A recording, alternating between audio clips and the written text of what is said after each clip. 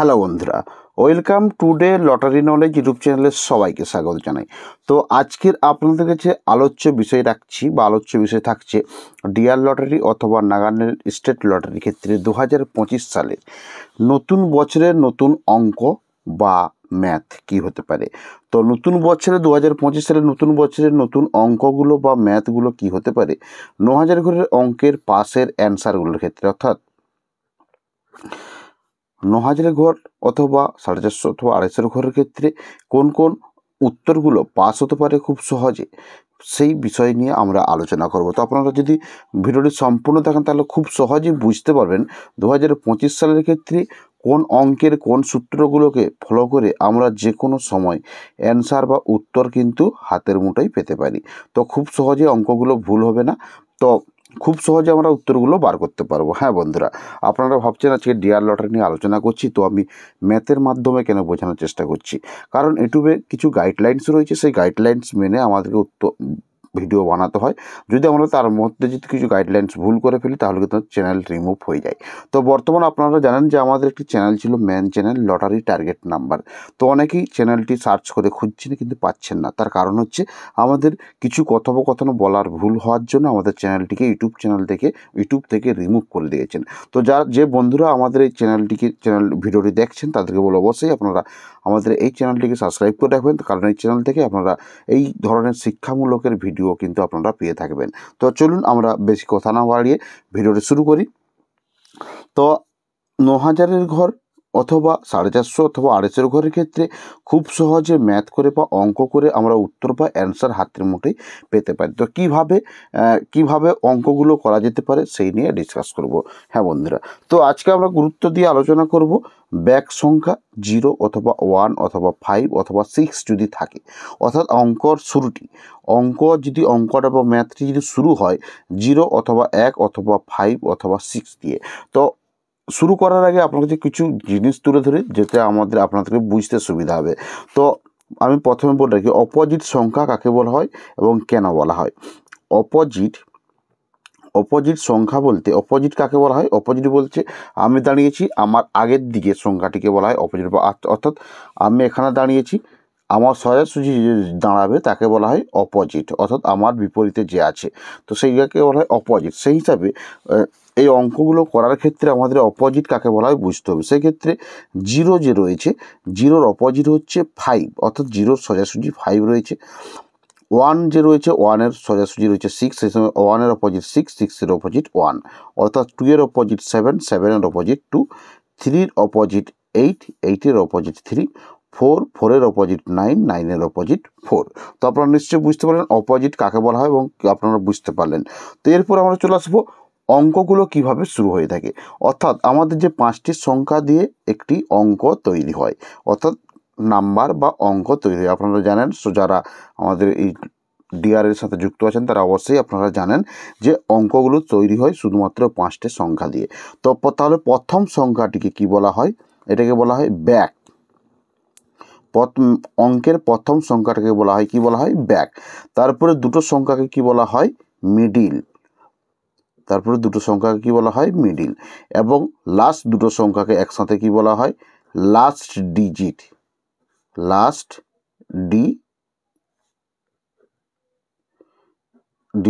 এবং দুটো সংখ্যার এই পাশের দ্বিতীয় সংখ্যাটিকে বলা হয় হোম বা ঘর, কি বলা হয়, ঘর সংখ্যা। তো অবশ্যই আপনাদেরকে আমি বুঝাতে পারলাম ব্যাক কাকে বলা হয়, মিডিল কাকে বলা হয়, ঘর কাকে বলা হয়, লাস্ট ডিজিট কাকে বলা হয়।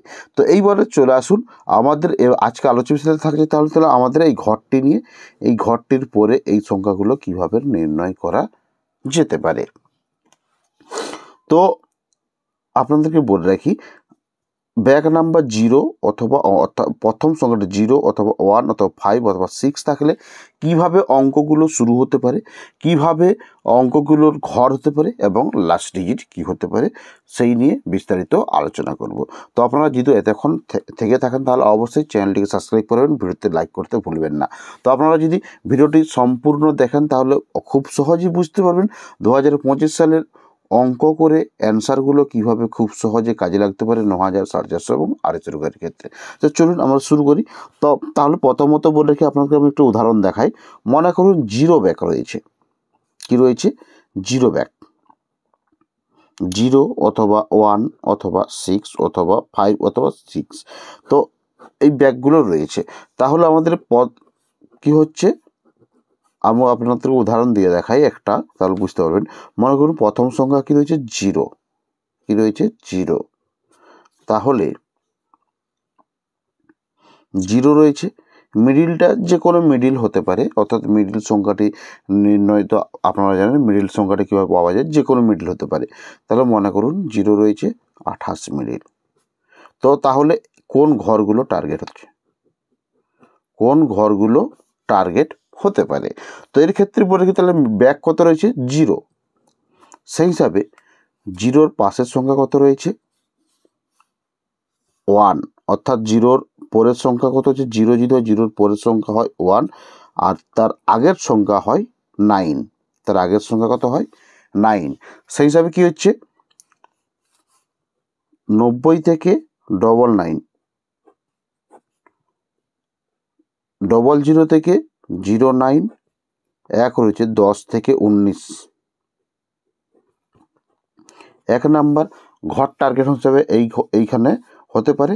অথবা 2 নাম্বারের লজিক হচ্ছে 9-এর অপোজিট 4, 0-র অপোজিট 5, 1-এর অপোজিট 6। সেই হিসাবে 40 থেকে 49, 50 থেকে 59, 60 থেকে 69-এর ঘর অঙ্ক বা ম্যাথ অনুযায়ী কিন্তু টার্গেট হচ্ছে। তো অবশ্যই আপনারা তাহলে বুঝতে পারেন কী হচ্ছে। তাহলে 0 দিয়ে 28, 40 থেকে 59 ইম্পর্টেন্ট ঘর হচ্ছে, 0, 28, 50 থেকে 59, 0, 28, 60 থেকে 69। যেগুলো 2 নম্বর টার্গেট অঙ্ক অনুযায়ী, ম্যাথ অনুযায়ী। এবং 1 নাম্বার কী বেরোচ্ছে তাহলে? 0 দিয়ে 28, 90, 99, 0, 28, 00, 09, 0, 28, 10 থেকে 19। তো এইভাবে আমাদের কি হলো? ঘর, অর্থাৎ কোন কোন হমগুলো হতে পারে। তাহলে এখানে কি হতে পারে? কোনো সময় 4ও হতে পারে, 5 হতে পারে, 6 হতে পারে, অথবা 9, 0 অথবা 1 হতে পারে। তাহলে বুঝতে পারেন যে 0 ব্যাক দিয়ে যদি 28 মিডিল হয়, তাহলে কোন কোন ঘরগুলো ইম্পর্টেন্ট হতে পারে। তো এবারে বুঝতে পারেন যে 0 ব্যাক থাকলে কোন ঘরগুলো হতে পারে, অর্থাৎ 1 ব্যাক থাকলে সেই হিসাবে ঘরগুলো টার্গেট হবে। যদি 1 ব্যাক থাকে, তাহলে 1-এর আগের সংখ্যা কত হচ্ছে? 0, পরের সংখ্যা 2। সেই হিসাবে কী হচ্ছে? 00 থেকে 09, 10 থেকে 19, এবং 20 থেকে 29, এবং অপোজিট হিসেবে 50 থেকে 59, 60 থেকে 69, 70 থেকে 79, এবং এইভাবে। এবং 5 থাকলে সেইভাবে হবে, 6 থাকলে সেইভাবে হবে। তারপর নিশ্চয়ই বুঝতে পারলেন হোম টার্গেটগুলো কীভাবে করা যেতে পারে। তো এরপরে চলে আসি লাস্ট ডিজিট কী হবে, লাস্ট সংখ্যাগুলো কীভাবে নির্ণয় করা যেতে পারে। তো আমি বলেছি কিছু, আমি আপনাদেরকে প্রথমত এটি খুব নজরে রাখুন। বর্তমান যে লজিকগুলো হিসাবে চলছে 1 পার্থক্য অথবা সমান, দুটো সংখ্যার যোগফল, এর যোগফল, দুটো সংখ্যার যোগফল যেন সমান হয়। সেই হিসেবে মনে করুন, আমি একটু ছোট্ট করে উদাহরণ দিয়ে দেখাচ্ছি। মনে করুন রয়েছে 28, তার যোগফল কত হচ্ছে? 10 হচ্ছে। মনে করুন এখানে আমি 4-এর ঘরটা অ্যাড করলাম, 4। তাহলে কী হচ্ছে? এখানে কত? 6 হতে পারে, অথবা 5 হতে পারে, 9 হচ্ছে, অথবা 7 হতে পারে, 10, 11। এই কম্বিনেশনেও টার্গেট করা যেতে পারে। যদি 5 থাকে তাহলে কত হচ্ছে? 55। বুঝতে নিশ্চয়ই পারলেন। তো এই লজিক অনুযায়ী কিন্তু বেশিরভাগ ক্ষেত্রে টার্গেটগুলো বা অঙ্কগুলো অ্যান্সার খুব সহজেই হয়ে থাকে। তো আপনাদেরকে নিশ্চয়ই বুঝাতে পারলাম 0 ব্যাক থাকলে, 1 ব্যাক থাকলে, 5 ব্যাক থাকলে বা 6 ব্যাক দিয়ে যদি অঙ্কটি শুরু হয়, সেক্ষেত্রে কোন ঘর এর অ্যান্সারগুলো গুরুত্বপূর্ণ হতে পারে, এবং কোন ঘরে কীভাবে অঙ্কটি শেষ হতে পারে এবং অ্যান্সারটি খুব সহজেই মিলতে পারে 9,000, 450 এবং 250 ঘরের ক্ষেত্রে। তো আপনাদেরকে খুব সহজেই আপনি বোঝাতে পারলাম। তো এই ধরনের ট্রিপসের ভিডিও পাওয়ার জন্য অবশ্যই আপনার চ্যানেলটিকে সাবস্ক্রাইব করে বেল আইকন প্রেস করে রাখবেন। তো ইদানিং আপনার একটা কথা বলে রাখি, আপনারা এই চ্যানেলের মাধ্যমে জয়েন বাটনের মাধ্যমে বিভিন্ন রকম সুযোগ সুবিধা পেয়ে থাকবেন। তো আপনারা অবশ্যই আমাদের চ্যানেলের সাথে জয়েন বাটনের মাধ্যমে জয়েন হতে পারেন। তো তার সাথে বলে রাখি, একটু যদি উদাহরণ দিয়ে দেখাই তাহলে আপনাদেরকে বুঝতে সুবিধা হবে ঘর নির্ণয়গুলো কিভাবে হয়ে থাকে। তো আপনারা একটু লক্ষ্য করুন, তাহলে বুঝতে পারবেন। জিরো ব্যাক রয়েছে, সেই হিসাবে কিন্তু জিরোর ঘর টার্গেট হয়েছে। জিরো ব্যাক, জিরোর ঘর টার্গেট হয়েছে। এর যোগফল 3, এর যোগফল করলে হচ্ছে 4। ঠিক সেমভাবে বুঝতে নিশ্চয়ই পারেন। তো আপনাদেরকে আমি আরও উদাহরণ দিয়ে দেখাই। এক ব্যাক রয়েছে, দেখুন এখানে 10-এর ঘর অর্থাৎ 1-এর ঘর উইন করেছে, নিশ্চয়ই বুঝতে পারলেন। তো এখানে একটু কম্বিনেশন রয়েছে, যদি অপোজিট সংখ্যা বসে তাহলে একটু এদিক সেদিক হবে। তো এখানে যদি লক্ষ্য করেন দেখবেন 1 রয়েছে কিন্তু 5-এর ঘর খেলছে, তাহলে আপনারা ভাবছেন কী করে 5 হলো। এখানে 1-এর আগের সংখ্যা কত হচ্ছে 0, 0-র অপোজিট 5 হিসেবে 50-এর ঘর টার্গেট হয়েছে। তো নিশ্চয়ই আপনারা বুঝতে পারেন যে হোম টার্গেটগুলো কী করে হয়ে থাকে। অনেক দাদা কমেন্ট করে থাকেন যে আমরা ঘর টার্গেট কীভাবে করা যেতে পারে, বা ঘর টার্গেট বা ঘর টার্গেটের অঙ্কগুলো কীভাবে করবেন দাদা একটু বুঝাবেন। তো আপনাকে নিশ্চয়ই আজকের যে অঙ্কটি বা ম্যাথটি আছে সেই ম্যাথ দিয়ে আপনাদেরকে বোঝাতে নিশ্চয়ই পারলাম। যে চলুন দেখা হচ্ছে পরের ভিডিওতে। এখানেই ভিডিওটি সমাপ্তি করলাম। ভিডিওটি দেখার জন্য আপনাদেরকে অসংখ্য ধন্যবাদ জানাই।